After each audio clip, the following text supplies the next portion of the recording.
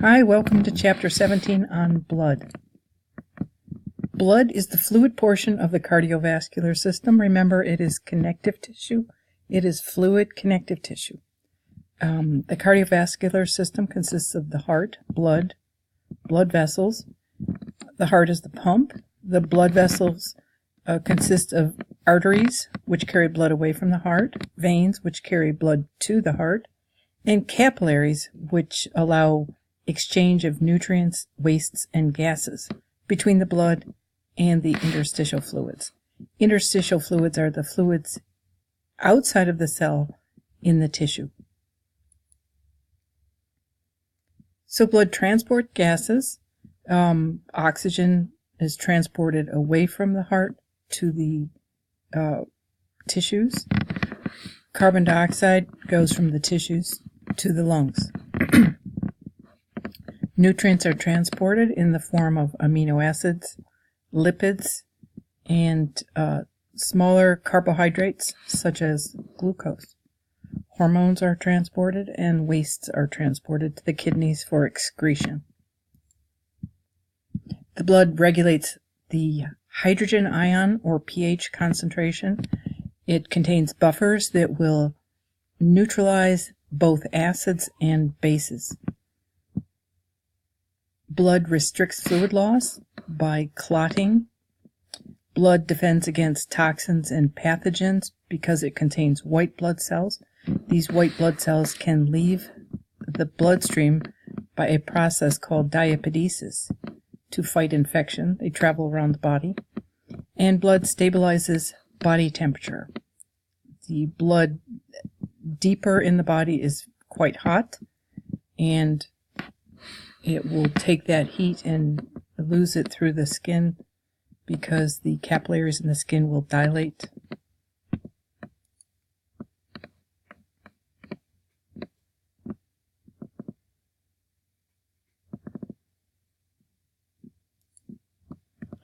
Blood is fluid connective tissue. Whole blood is the blood straight out of the body with everything in it.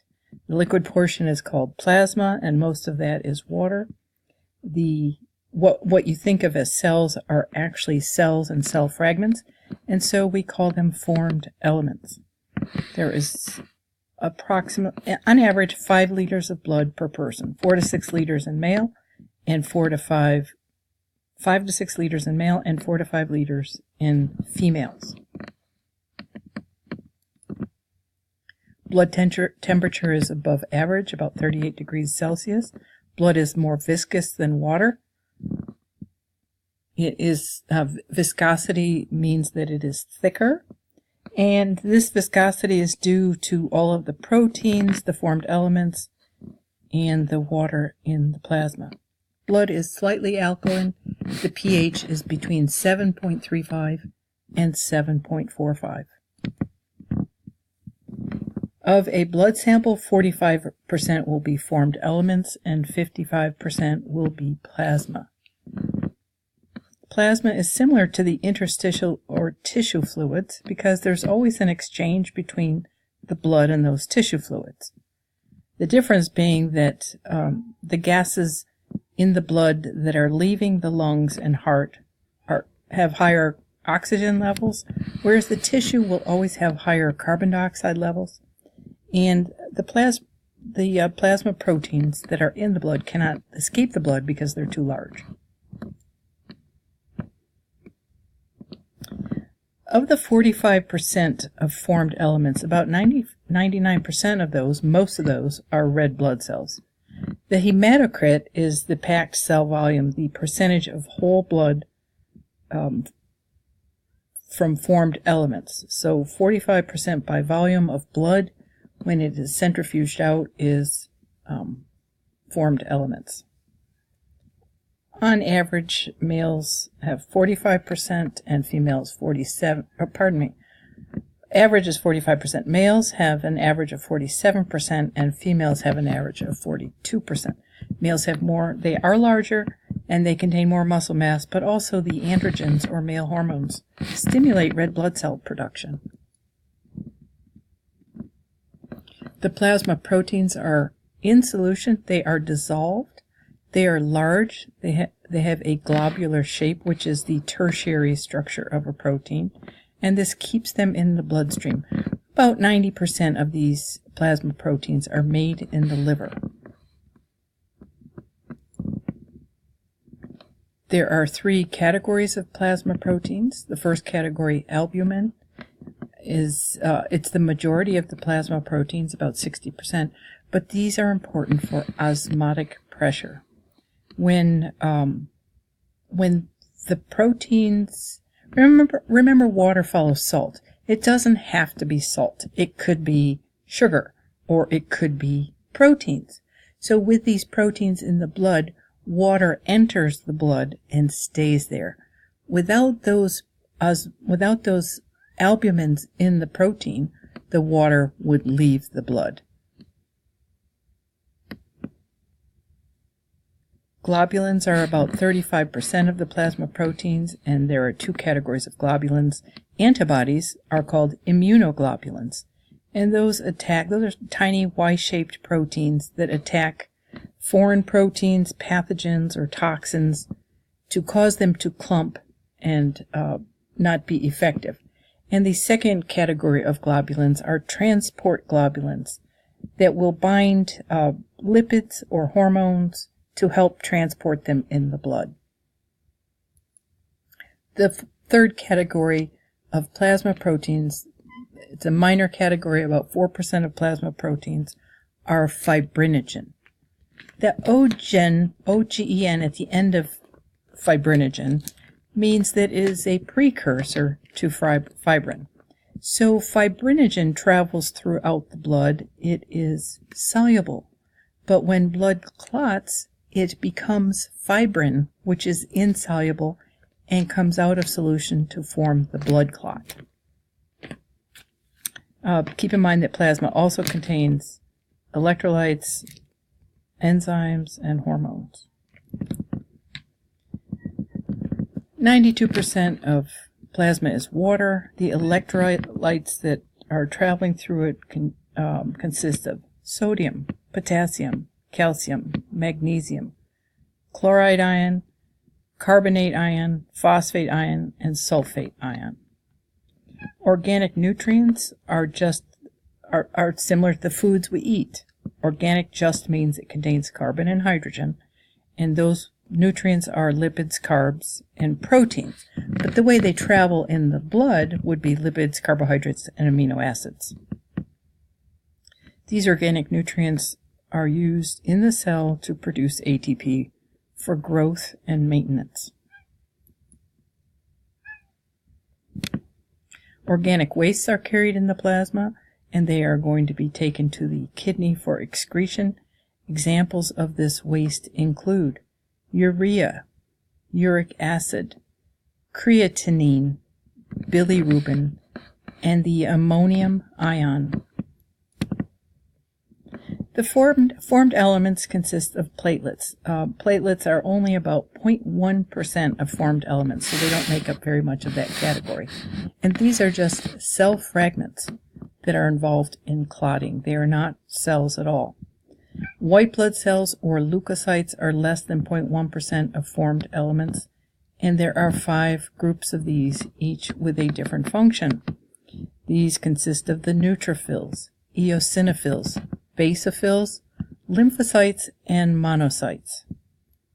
And the majority of the formed elements are the red blood cells or erythrocyte, and their sole purpose is oxygen transport. This slide is a summary of everything that is in the blood. What percentage of whole blood is composed of plasma?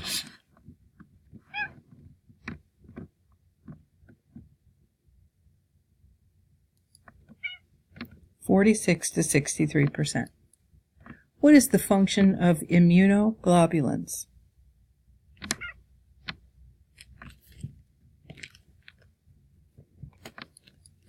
Attacking foreign pathogens. What is the most abundant plasma protein?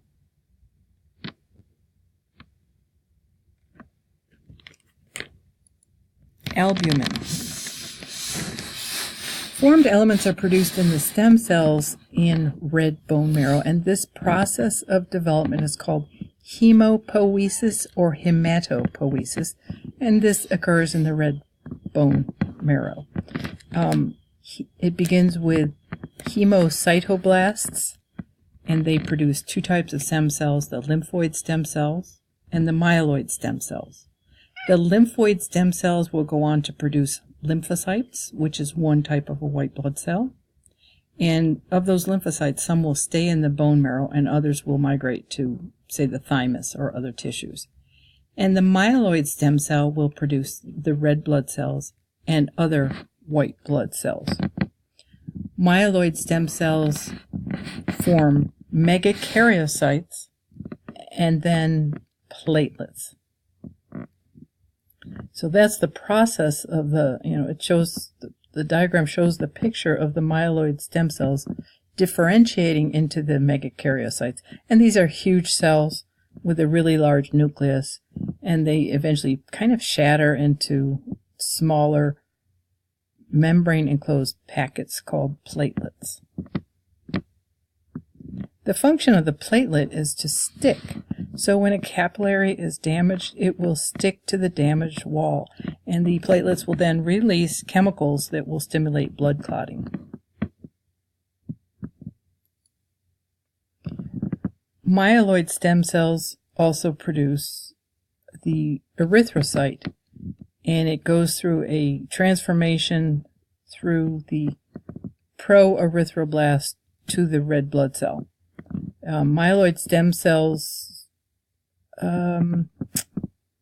well, I guess the only thing really that you need to know here is there's some stimulation of the red blood cell production by a hormone called erythropoietin, EPO, from the kidneys. And I guess, from the myeloid stem cell, be aware that it will go through this reticulocyte phase. And you can see at that reticulocyte phase, it has already lost its nucleus, and then it becomes a red blood cell.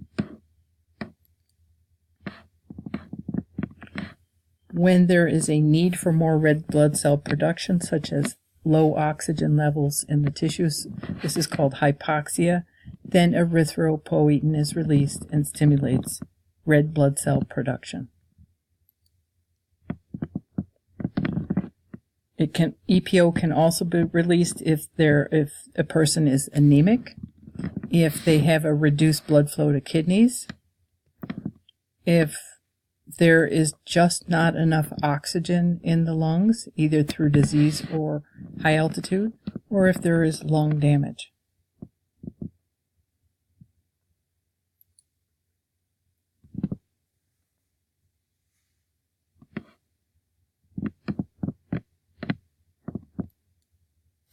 What condition would result in the release of EPO?